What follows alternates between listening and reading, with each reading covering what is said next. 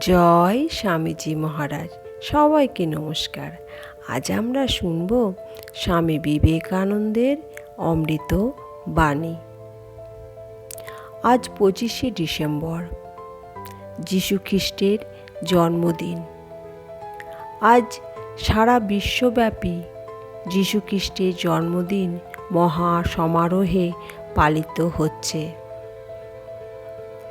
স্বামীজি বিশ্বাস করতেন যিশুর আত্মত্যাগ ও করুণা কেবল খ্রিস্টানদের জন্য নয়।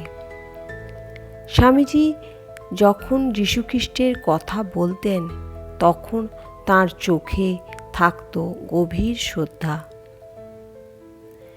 যীশুখ্রিস্ট সম্বন্ধে স্বামীজি বলতেন, তিনি বাস্তবিকই বিদেহ শুদ্ধ বুদ্ধ মুক্ত আত্মা স্বরূপ ছিলেন। শুধু তাহাই নহে, তিনি তাঁহার অদ্ভুত দিব্যদৃষ্টি সহায়ে ইহাও বুঝিয়াছিলেন যে প্রত্যেক নরনারী, সে ইহুদিই হোক বা অন্য জাতিই হোক, ধনী দরিদ্র, সাধু অসাধু, সকলেই তাহার মতো সেই অবিনাশী আত্মা ব্যতীত আর কিছুই নহে।